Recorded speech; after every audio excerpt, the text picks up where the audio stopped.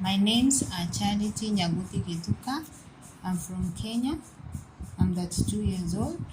I'm a meningitis survivor. I was born in 1989 actually, and that is when I was diagnosed with meningitis. My life fighting meningitis has been difficult. Up to now, I may say I'm better, but I believe there are some who have gone through worse than what I've gone through. In Kenya, to get a meningitis vaccine, it's like next to impossibility if you don't have money, because the two doses cost 18,000 to get for a kid, which is difficult for many people in Kenya. I'm not saying that we are poor, but for a middle-aged person, middle-earning person, it may be difficult because you have kids to school and a lot of other things to do.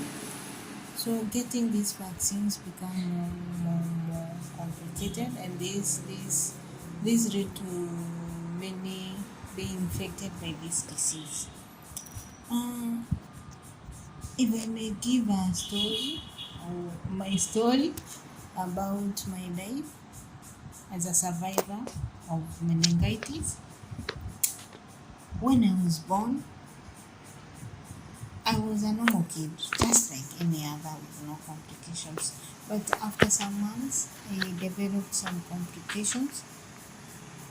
And when I was tested, after so many visits to different hospitals, that is when they came to know that I'm suffering from meningitis. And I thank God because I had supporting parents and family members. But even in those family members, we will never lack some who are, who are not supportive.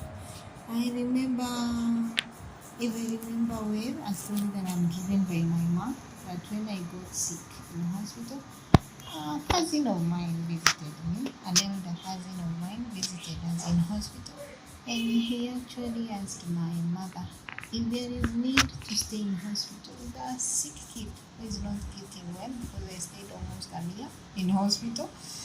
And he asked my mother why she can't leave me to die in the hospital. But knowing my mother, she never took that advice. She actually stayed me in the hospital for an whole year until I got well.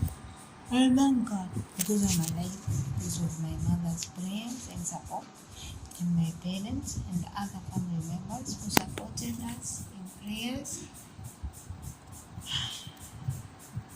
It's hard sometimes to give the story because my life never got to be normal for so long. When I was discharged from hospital, I was left with a mark on my head, which is this, on the front side of my head, and I have to get a hairstyle to not to hide. I may not say it's to hide it because I'm not ashamed of it.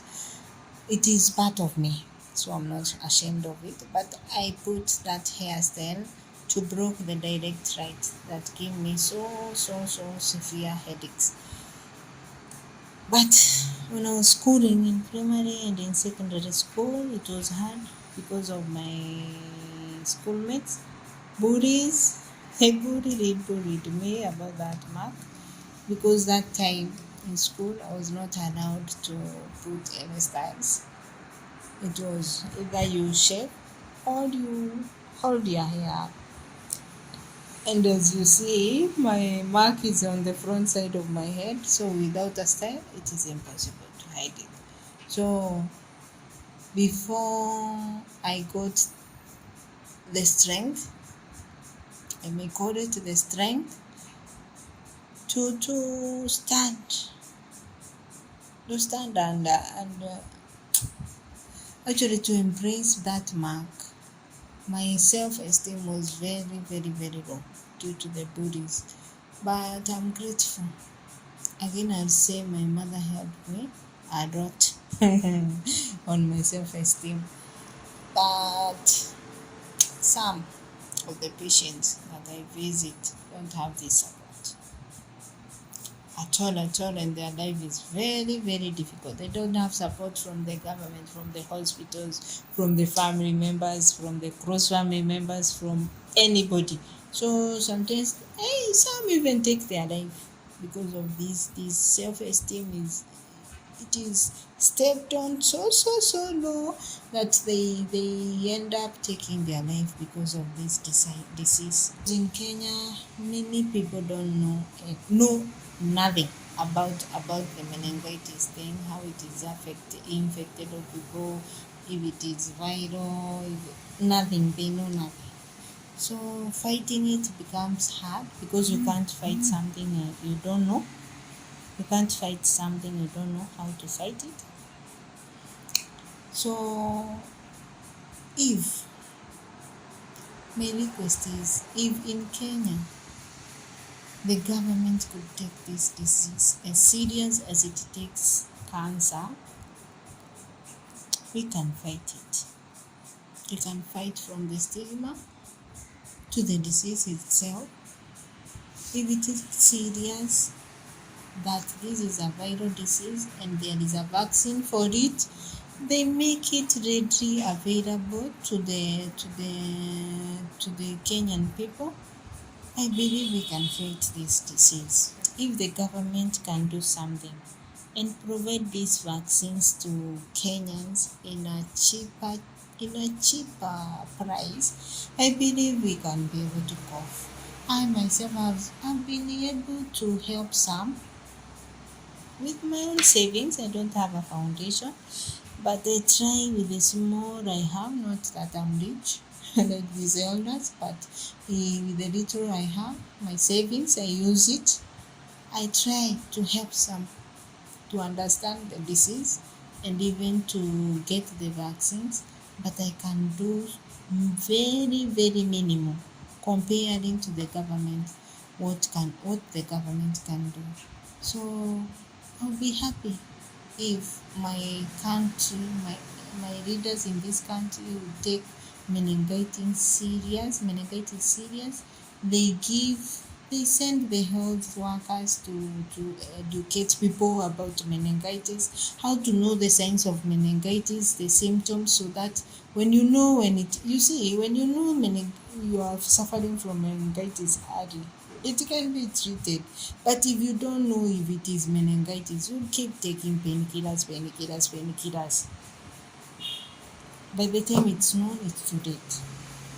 So if the government could provide health workers to the rural areas to explain about meningitis, when to see a doctor, those things, and also provide this vaccine in a cheaper price, it can be of help a lot. Anyway, I'm glad to give this video, and I hope my views will be seen by my government to at least improve in this area. And I'm very happy for you Como inviting me to give this video. I'm very happy. Thank you a lot, and may God bless you.